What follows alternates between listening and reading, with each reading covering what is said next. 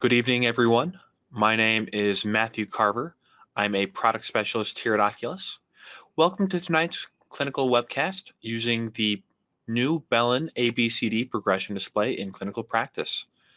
You have a text box on your go-to webinar screen where you can enter questions.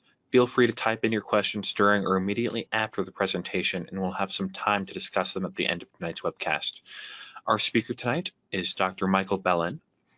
Dr. Belin is a professor of ophthalmology and vision science at the University of Arizona. He's the chair of the American University Professor of Ophthalmology Fellowship Review Committee, and he's the acting chief of ophthalmology for the Southern Arizona VA healthcare system. He has also served as both president and vice president for international development for the Cornea Society.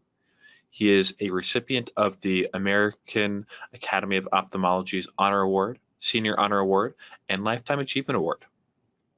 It's an honor to have Dr. Belin with us tonight on the webcast, and on behalf of OCULUS, I'd like to express our gratitude for his time and effort.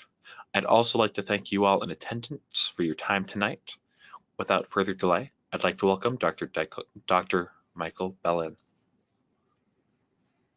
Thank you.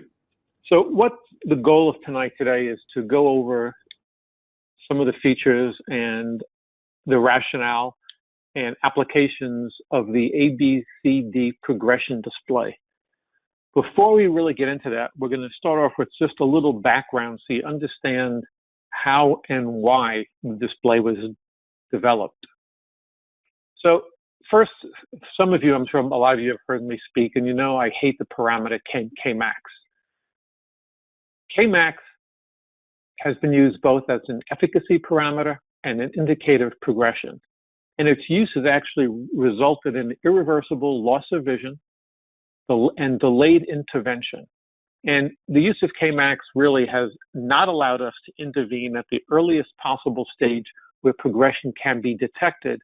And by not doing that, we've not been able to intervene prior to vision loss. When you think about it, the Holy Grail should allow us the earliest possible identification of disease and also progressive disease with the goal of preserving or improving vision, not limiting after its loss. If you think about Kmax, particularly if you have to look for a change in Kmax, we're talking about waiting till the anterior surface is abnormal and then waiting for it to get even worse. And if you think about our goal in medicine isn't treatment of sequela, it's prevention of sequela. I have these examples here. We don't treat high blood pressure after the first stroke. We don't treat diabetes only after the first episode of ketoacidosis. We don't treat high cholesterol after the first MI, and probably more apropos to the audience, we don't start anti-glaucoma drops only after field loss. The goal of the medication is to prevent sequelae. And using Kmax really is counterproductive to that goal. Currently, however, as opposed to all the examples I gave, and again, like glaucoma, where we try to prevent field loss, currently, at least with cross-linking, we treat keratoconus with cross-linking only after the patient loses vision and then loses some more vision. So we're going to start just with a little background so you can understand a little bit about how we developed the display. And most of you are familiar with the Belin-Ambrosia display, commonly called the BAD display. It evaluates the anterior corneal surface, the posterior corneal surface, pachymetric progression, as well as a number of other pachymetric parameters. And it looks at anterior and posterior elevation using both the standard best fit sphere and something we call an enhanced reference surface. And the enhanced reference surface I have highlighted because it's going to be important to understand the development of the ABCD classification and the ABCD progression display. But the enhanced reference surface is taking the standard 8mm optical zone that we normally use for a reference surface and excluding a 3mm zone surrounding the thinnest point of the cornea. And in eyes with keratoconus, the cone is basically at the thinnest point of the cornea, and excluding a 3mm zone removes the bulk of the apical region. The BAD reports 5 values on the lower part, which we call D values, but actually also looks at 4 additional values. The D values on the bottom are DF for the anterior elevation change. That's the change in elevation going from the standard Desford sphere to the enhanced reference surface. DB, B for back, is the posterior elevation change. DP, P is for pachymetry. It's the pachymetric progression change. DT is the thinnest pachymetric point. And actually, DY is from an older version, which is displacement of the thinnest point. But we also look at, in the regression analysis, ART max, anterior and posterior elevation at the thinnest point. And we do also incorporate Kmax, though it's a very low-weighted parameter. And we did that just because people requested, out of historical reasons, that we use Kmax. But again, it's a very low-weighted parameter. As I say here, each of these parameters are independently calculated based on established normal values and then put into a regression analysis. So each have different weighting as to the significance. The individual D values are reported in a standard deviations from the norm.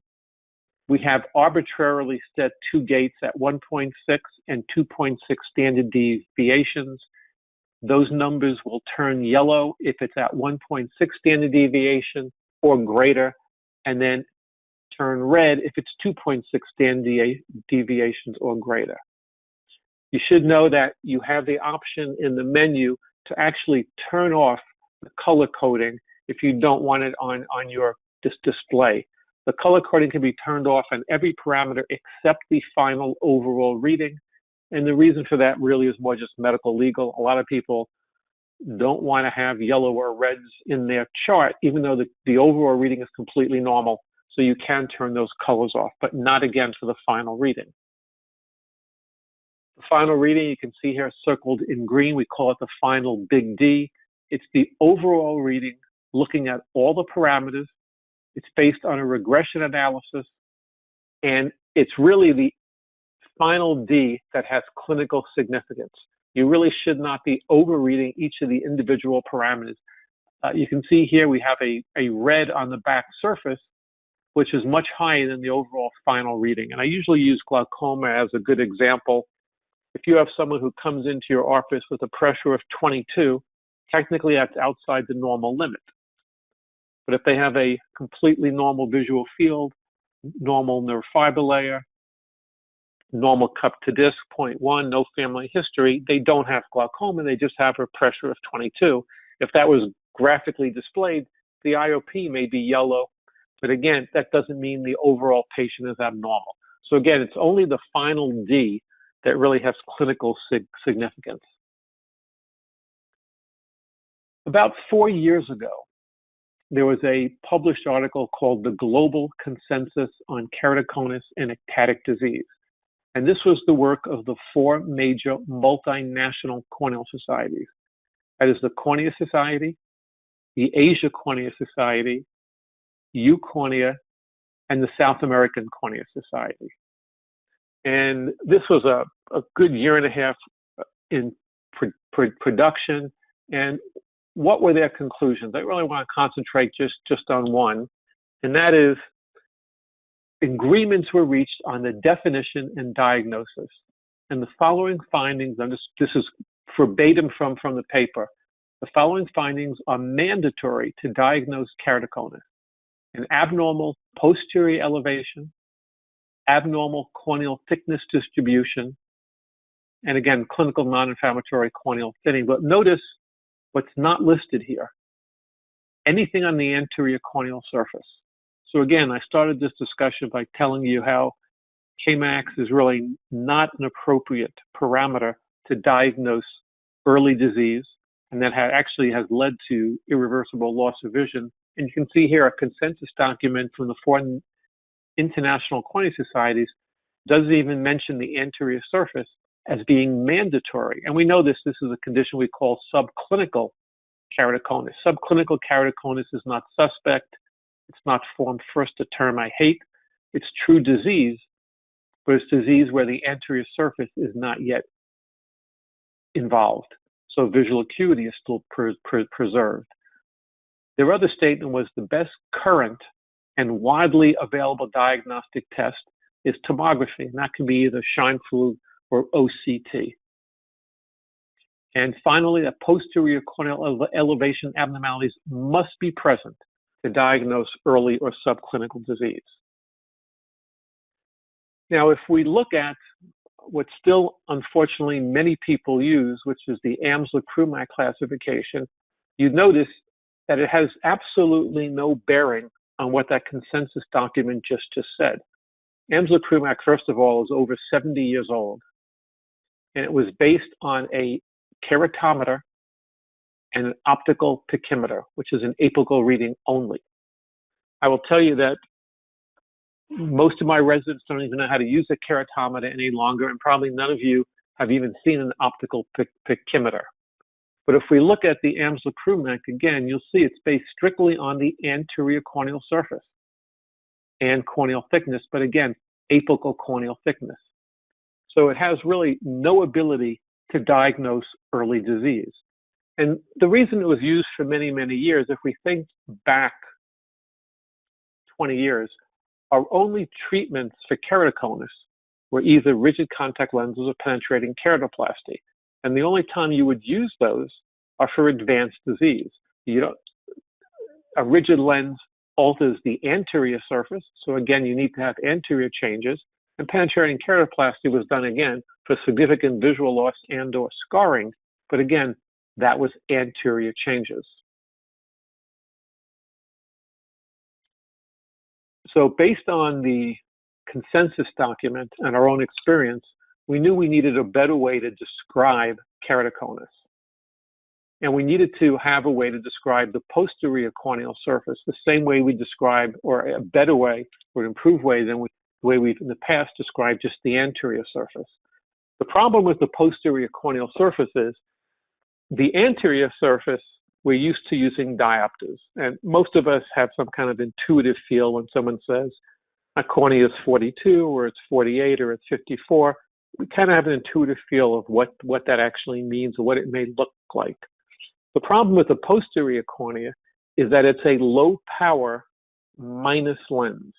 The reason for that is the anterior surface has an air cornea interface. The posterior cornea has a cornea aqueous interface. So again, and the anterior surface is concave and the posterior surface is, convex, posterior surface is concave. I'm saying it backwards. But the posterior surface is a low power minus lens. The only way really to have parameters to describe both the anterior and posterior surface in a way that we can relate both surfaces to use radius of curvature. Radius of curvature, as opposed to diopters, is independent of the index of refraction. It's a physical measurement. So it really doesn't matter if you're dealing with an air cornea interface or a cornea aqueous interface. So on the top here, you'll see just a table of what the average anterior radius of curvature is, posterior radius of curvature, and corneal thickness. And here we just show you the mean, median, standard deviation, and the range in radius of curvature. So these allow direct comparisons between the anterior and posterior surface, which would not be doable or at least intuitive if we kept in diopters. So if we look at that table on the top, again, I alluded to earlier that Amsler-Krumak used apical reading. It used an apical keratometer or apical K reading and apical corneal thickness. And we know that keratoconus is not an apical disease. The cornea or the cone is typically displaced inferiorly. So our measurements are centered not at the apex of the cornea, but at the thinnest point, which again, typically corresponds to the cone. The reason we chose the thinnest point is it's a very reproducible point on the cornea, both on tomography and pachymetry or pachymetric maps. So again, we're talking about the anterior radius of curvature at a 3 millimeter optical zone centered on the thinnest point, posterior radius of curvature, again from a 3 millimeter optical zone. Where did that 3 millimeter optical zone come from?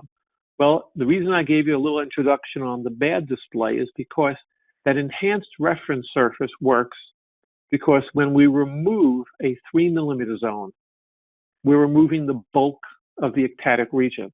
Well, if that represents the bulk of the ectatic region, it's also a good way then to describe the ectatic region. So rather than removing it, which is what we do in the bad display, that's actually the area that we utilize to determine radius of curvature to describe the cone.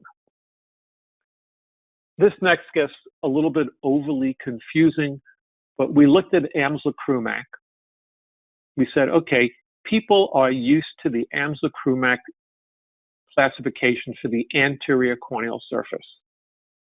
We took the Amsler-Krumak classification and we changed the diopters to radius of curvature. And then we looked at our normal values above and we said, if we use Amsler-Krumak classification just for the anterior surface, convert it to radius of curvature, and then determine what the standard deviation change is between the steps, we then mimic that for radius of curvature. So you'll see here we have the Amsler-Krumak classification, average K less than 48, less than 53, greater than 53, and greater than 55. We actually converted those based on the anterior radius of curvature at the 3 millimeter zone to the radius of curvature. We use the same standard deviation determined by that across for the posterior and also for corneal thickness. Kind of gets confusing, but that's how we generated the ABCD classification. We then also realized there's one other weakness about Amsler-Krumak, and that is the entire world has stage 1 disease. If you think about it, Amsler-Krumak just says if you're below 48, you have stage 1, and obviously not everyone in the world has keratoconus. So we added an additional stage that more closely mimics what would be a normal population. Once that was all done, we then kind of rounded off the numbers to make it a little more tenable on a graph. So what you can see here, and I don't expect anyone to really remember these numbers, but stage 0, which again represents the normal population, is a radius of curvature greater than 7.25. Again, when you're dealing with radius of curvature, larger number means flatter. Posterior, greater than 5.9. Thinnest pachymetry greater than 490. And we also have a distance visual acuity parameter. And obviously the pentacam does not measure distance visual acuity. That is user operated. And again, we go from stage 0 to stage 1, 2, 3, and 4. The benefit of the ABCD classification is the following. 1, it allows independent anatomical grading. So we grade the anterior surface separate from the posterior surface, separate from corneal thickness. Then we again, as I said, have a stage that represents more normal disease. If you look back, I'll see if I can back up to these at Amsler-Krumak, if you had someone who comes in with a pachymetry, let's say like here it says stage 2 is myopia astigmatism greater than 5, but less than 8, corneal thickness radius less than or equal to 53. What happens if they're 6 diopters of myopia but have a 46 cornea? You can't individually grade things. So when people say, well, I have stage 2 Amsler-Krumak, you really have no idea what they're talking about.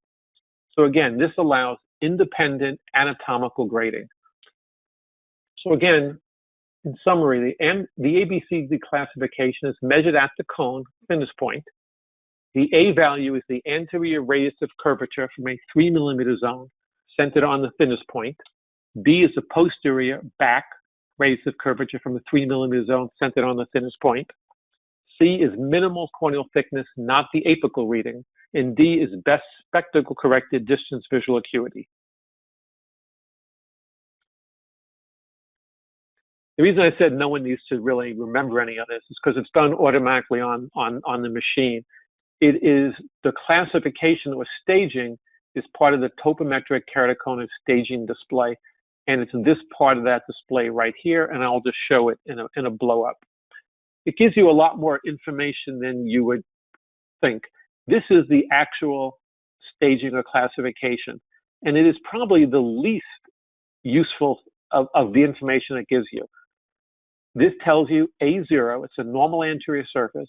B4, it's marked posterior ectasia, C3, a moderately to marked thin cornea, but D0, a normal distance visual acuity. Normal distance visual acuity because the anterior surface is normal.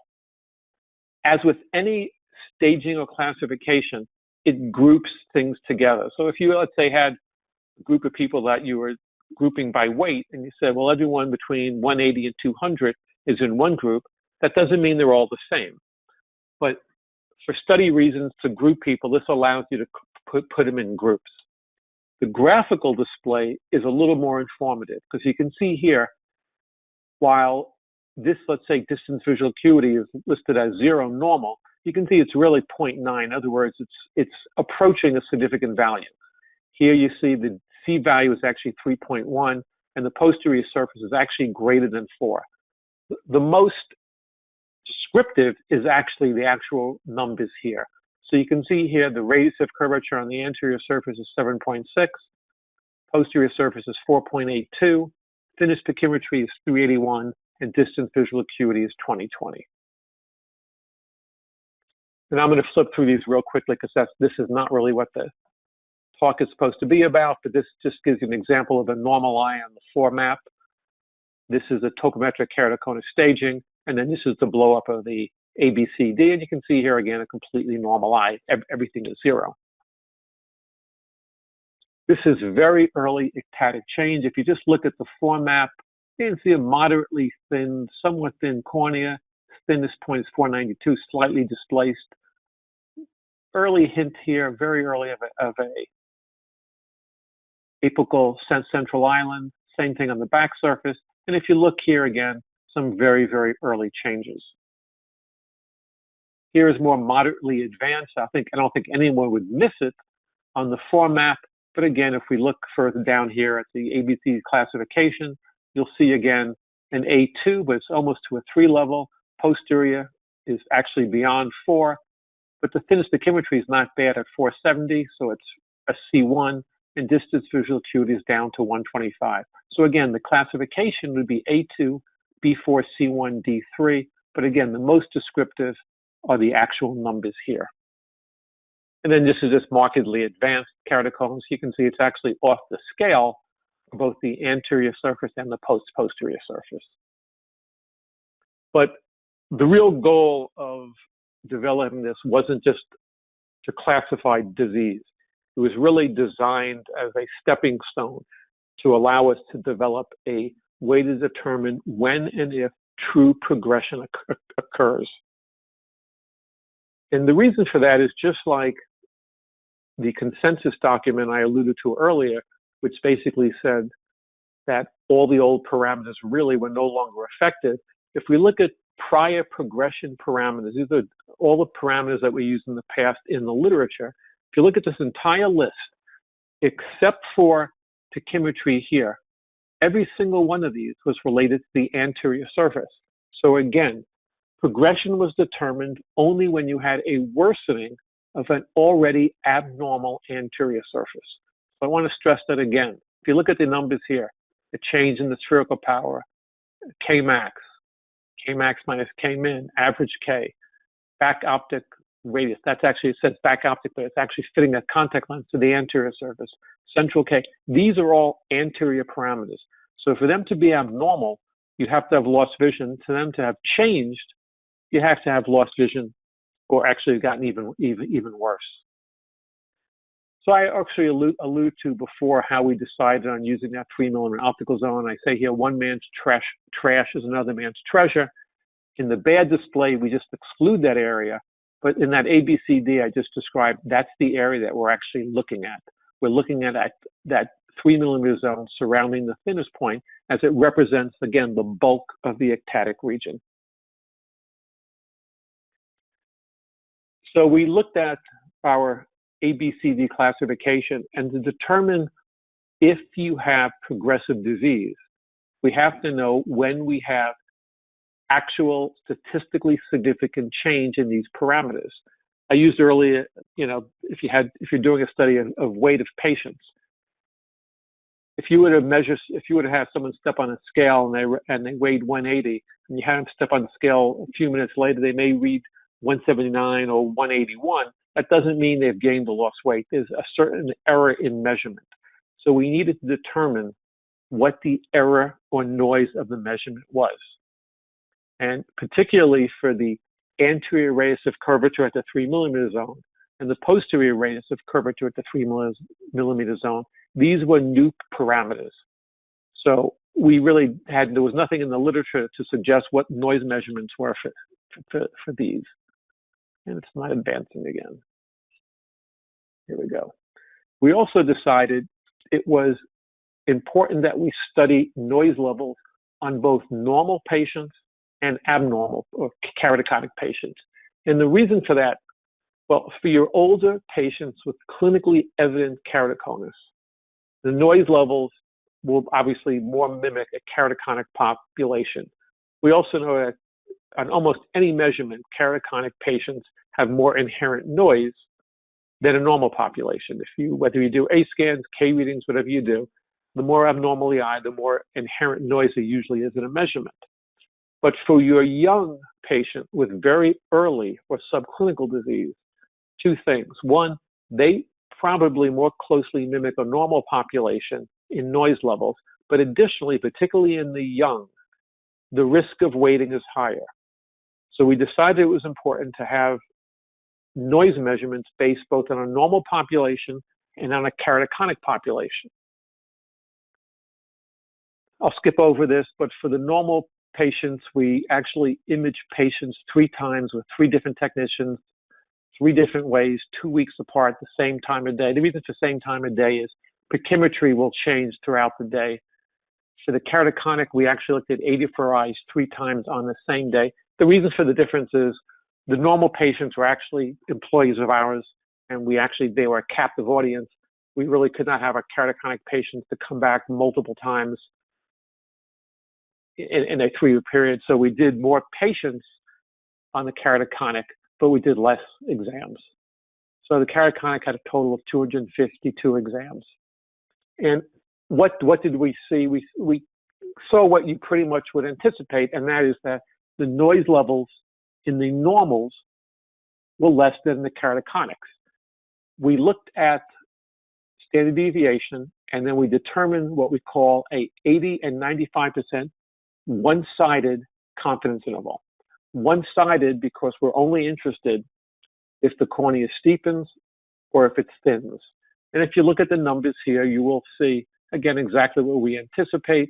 If you notice, the red is the keratoconic, the green are the normal. And if you look at it again, you'll see that the green numbers are always less. Again, there's less inherent noise in a normal population than you would get in a keratoconic population. With that, we came out with a progression display that allows you to display up to 8 exams over time. And this is actually the second iteration of the display. This was released about a month ago. And if any of you do not have the most current software, which is what this will have, you should contact OCULUS. At least for the people in the US, I believe it is a free upgrade just on a software upgrade. So some of you may have an older version that looks different, but this is the most current iteration of the progression display called the Belin ABCD Progression Display 2, and it will have a lot more features than the original. But again, what this does, it allows you to display up to 8 exams over time. It independently will show you the anterior surface A, posterior surface or back B, minimal corneal thickness C, and then distance visual acuity. And obviously, as already said, distance visual acuity has to be user operated. It displays both an 80 and 95% confidence interval, both from a normal and a keratoconic population. The 95% are solid line, the 80% are hash line. So you can see here, this would represent on the anterior surface a 95% confidence interval of change based on a keratoconic population. This would represent a 95% on a normal population. This is 80%, and this is 80% for keratoconic. And again, the gates are different for the anterior surface, posterior surface, and corneal thickness. You'll notice there are no gates for distance visual acuity because, again, that's not a machine measurement. So, excuse me.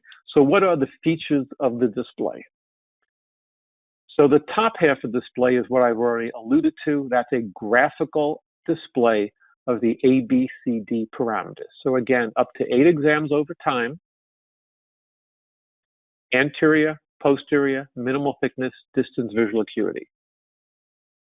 I will go over this more in detail, but this dot over here, you select what is your baseline exam. So normally it defaults to the first exam as baseline, but you may want to compare it to an exam later in time, so you can choose whatever exam is baseline.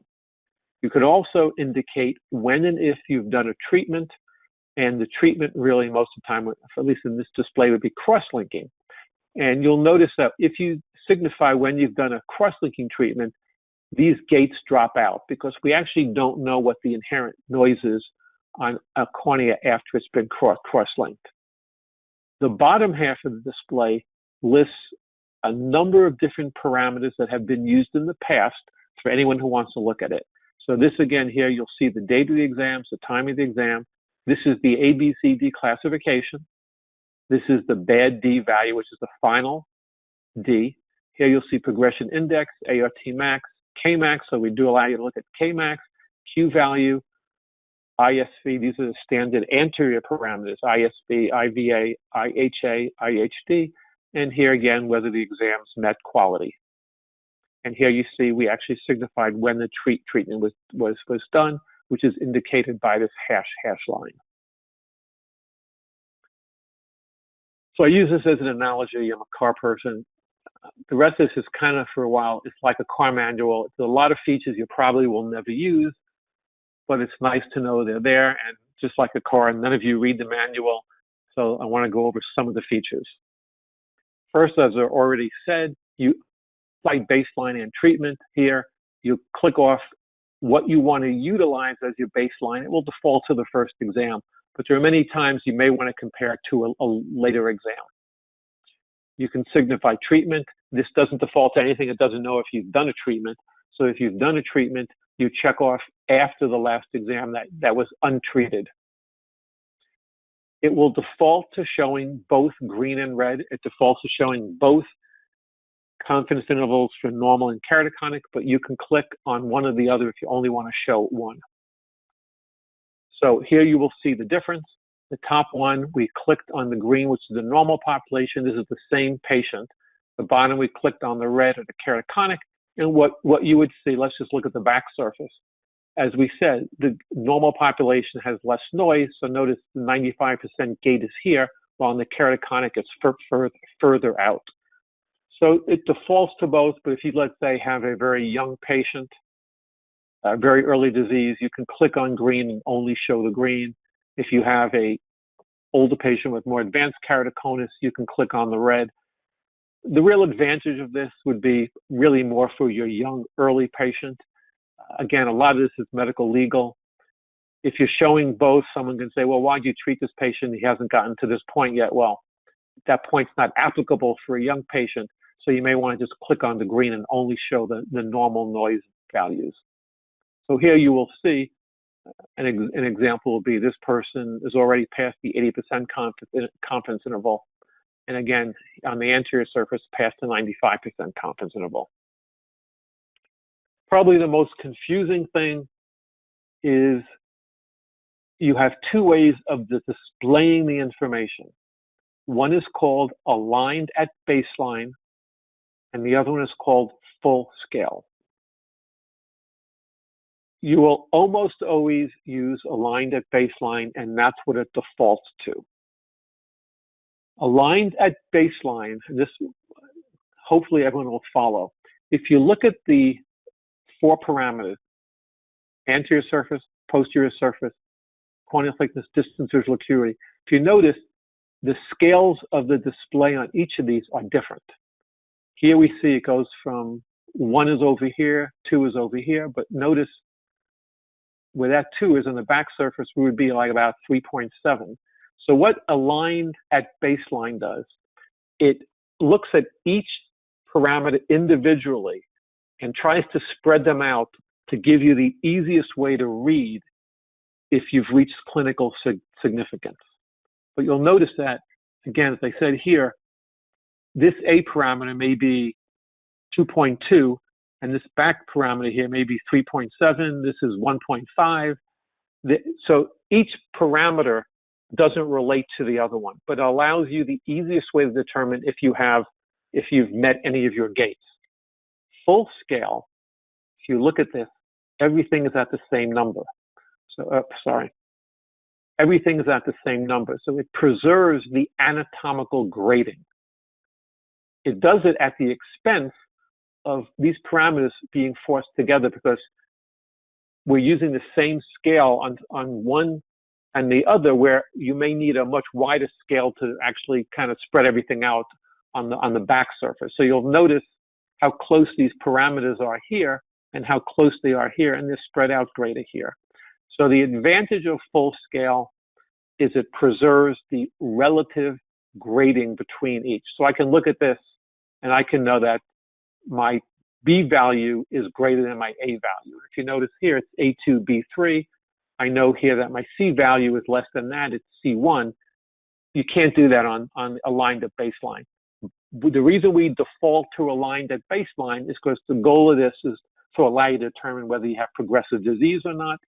And this is easier to determine if you've reached that critical statistical significant change or not. But you have an option of using either.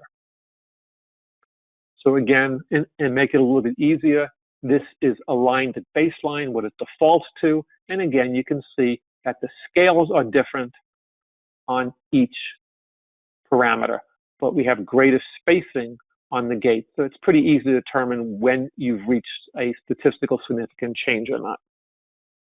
And here again is full scale, and you can see again, some of these gates get to be very, very close. Now, to make matters more confusing, you actually have an ability using the magnify function here to magnify and even make it easier to see when the change occurs. And you can actually combine full scale and magnification and kind of have the best of both worlds. So here you'll see on the full scale, the parameters are very close. This is aligned at baseline, but I can go to full scale and then hit my magnification function and kind of spread these out a little bit.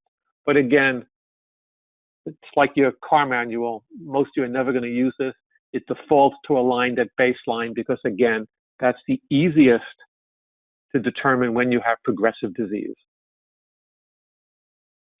You also have the ability to do a bilateral display just by hitting here's right eye, here's left eye, here's both eyes.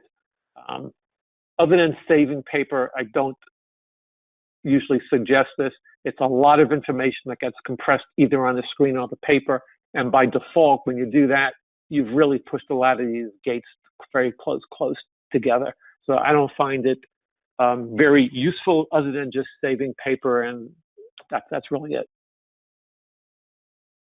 I already mentioned that once you tell the machine that you've done a treatment, the confidence intervals are removed because at the moment, we don't have noise measurements for eyes after cross-linking. I will tell you that we are actively getting that. And actually, yesterday I just obtained the data, which I haven't analyzed yet, but we will be adding gates for after treatment. We will be adding noise levels on patients who are at least 1 year after cross-linking. The reason for that is we know for the first year after cross-linking, there's constant change. And most people in the field feel that it takes about a year for the eye to really stay stabilized after cross-linking. So the question will be is, after you've cross-linked an eye and they're a year out, are they stable or are they progressing? And we'll be adding post-cross-linking gates in the very near future. So with that, let's look at some examples and what's the clinical advantages and the utility of the display. So here's a very normal progressive disease. It's a 15-year-old, so a young patient, advanced keratoconus. If you look down at the bad D here, it's 11 to 15. So this is advanced disease. If you look at the classification, A3, B4 plus, it's advanced disease. And This was followed over 7 years. You said, why was it followed? Well, we actually retrospectively went back. This was pre-cross-linking time. Actually, it dates back to 2010. And what you will notice is these are 5 exams over time. The eye continues to progress on the anterior surface. Notice the change continues to progress. Notice the change on the back surface continues to progress well past the 95% confidence interval, either on the normal or the keratoconic. Look at corneal thinning. By the 3rd exam, we have highly significant change, and this user didn't enter distance visual acuity. And if you look at Kmax, it goes from 56, 60, 64, up to 64.7. So here, everything seems to be changing, and you can say, well, that's nice, but my Kmax shows me change after the first exam. What's the advantage of that? Well, that's what the subsequent exams will show you. So this is a 15-year-old with very early keratoconus. So look at the bad D, 2.923, early disease, 13-month follow-up. If you look at the anterior surface, there's absolutely no significant change. And I blew up Kmax here. If you look at Kmax, 46.1, 45.5, 45.8, no statistically significant change, and clearly does not meet any current insurance criteria for cross-linking. It's less than a actually, there's really no change on the anterior surface. But look what's going on in the back of the eye. Highly statistically significant change. Actually, by the 2nd exam, at to the 80%, and by the 3rd exam, well past the 95% confidence interval. This is progressive disease in spite of good visual acuity, in spite of a stable Kmax and a stable anterior surface. This is when you want to intervene, particularly on a young patient. This is when you want to intervene. You can document progressive disease. Now, many people at a 15-year-old may have even treated without progressive disease, but if you look here, it's very early disease and very low final D readings. But here you can document that you have highly statistically significant progressive disease on posterior cornea. Let's look at another. This is a 16-year-old progressive subclinical disease. Here you'll again notice the anterior surface. There is a change on the anterior surface. It goes well past the 95% normal, not out to the keratoconic population yet. But notice Kmax, it's slightly less than that 1 diopter change.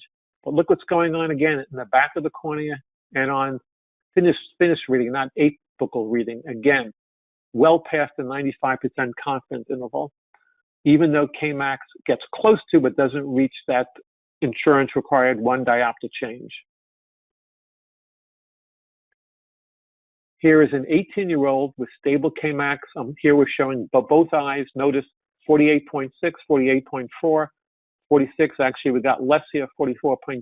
So no change in Kmax. It actually got a little bit better. And you'll see here pretty much stable anterior surface, just out to about a 95% confidence interval on the back of the cornea, 80% on thickness. But look what's going on here on the left eye. Again, the posterior cornea is well past the 95% confidence interval. So again, an indication to treat this person, progressive disease in spite of stable vision and stable Kmax. And it's not just early disease that you can see that. So this is progressive advanced keratoconus with a stable anterior surface. Let's look at the Ds.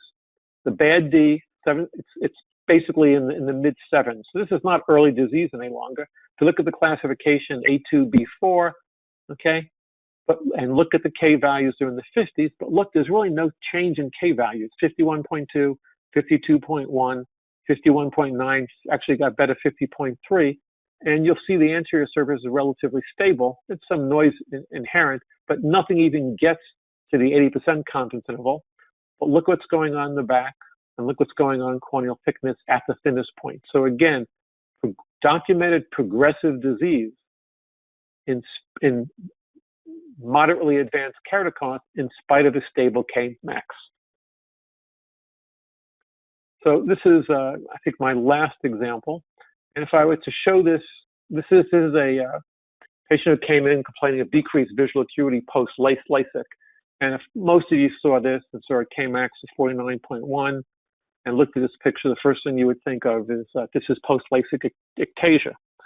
But what this actually is a post-hyperopic LASIK. And this is a normal picture that you'll see post-hyperopic LASIK. So how do we know if a hyperopic LASIK patient is getting ectasia or not? Well, if you look again here, you'll see that there's some changes on the anterior surface. But notice again, you don't expect to see changes on the posterior surface after LASIK. Posterior surface should remain relatively stable after PRK or LASIK. And here you can see marked progression of the posterior surface.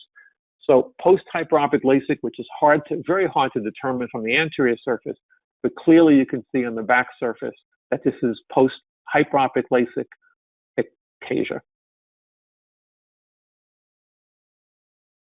So how do we diagnose progression of keratoconus? We recognize that there's a dissociation between progression and changes in Kmax, actually changes on the anterior surface.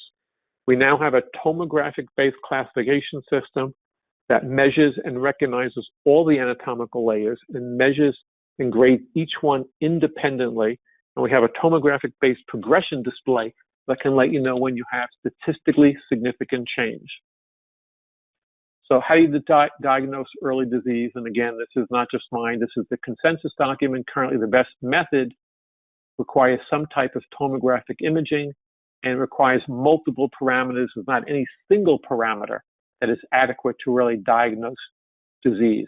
But as per the consensus, you do need to have an abnormal posterior elevation and abnormal pachymetric distribution. And an abnormal anterior surface, an abnormal Kmax, or decreased vision are not required for early disease and typically are not seen in very early disease. And that's our goal, to identify disease at the earliest possible stage. How do you define progression after cross-linking? That's something we're currently working on. As I said, hopefully within the next 6 months, we will have that, and then we will be adding gates of another color to indicate how you can compare patients after cross-linking. So the little commercial part, OCULUS sells and service, that's their phone number, that's the web page, and that's the email. But again, for those of you who have a Pentacam and do not currently have the second iteration of the ABCD progression display, I'll get yelled at if I'm saying it wrong, but I believe at least for the US owners, it is a free upgrade.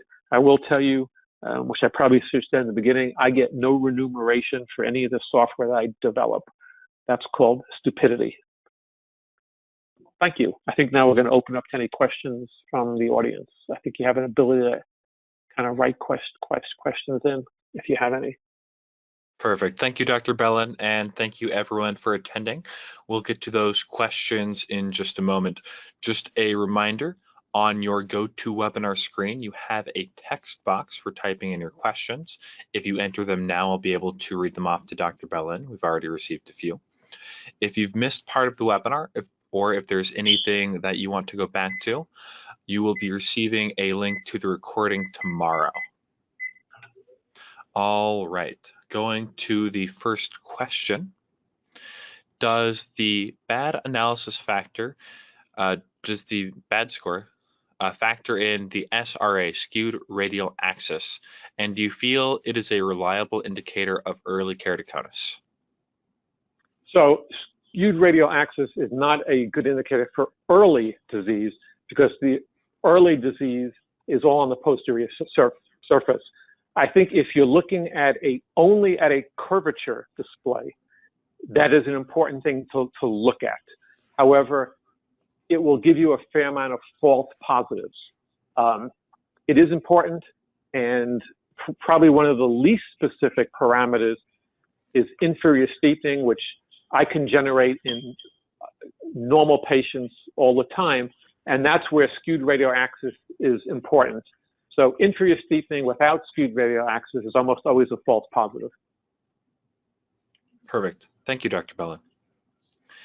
The next question, If someone has an abnormal anterior surface in the band display, can that alter the final D value enough to cause concern for ectasia/keratoconus when screening for refractive surgery?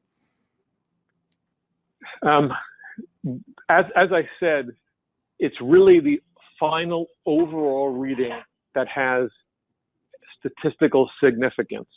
So yes, any parameter, not just the answer, any parameter can be abnormal if you can define what abnormal means, but the overall reading can still be normal. And I'll go back to that example I gave with glaucoma. That would be like saying, does the patient with a pressure of 22 have glaucoma? There's not a single parameter that will allow you to answer that question. So we use 9 parameters in our regression analysis. We actually looked at adding a whole bunch. There's a point of diminishing return, and we found out that our area under the curve, basically, our efficacy in diagnosing pretty much maxed out. Actually maxed out at 8, but we were asked to add Kmax just because people were used to it, but it adds very little to the regression analysis. I don't know if that answered your question, but hopefully it did. Perfect. Thank you, Dr. Belin. Is there an age range where the cornea is stabilized enough where you don't need to monitor those patients for progression anymore? Or do you monitor patients for progression for basically all of their life? Great question. I hate when people say great question, but it's a great question. If you go back at some of the collected data, which is dated, and again, was only looking at the anterior surface, they debunked that earlier teaching that after the age of 40, the corneas don't progress. About 25% of keratoconic patients after the age of 40 continue to progress. So to answer your question is, I continue to monitor patients, but much less frequently. So if I were to have a 15-year-old come in, again, a lot of people, if you say you had a 15-year-old that you diagnosed subclinical disease, but true disease, outside the U.S., these people would be treated. In the U.S., because again, most insurance carriers won't currently cover, either it's a self-pay or they delay. So those patients I would see initially, believe it or not, after 6 weeks, and then probably every 3 months if I see no change.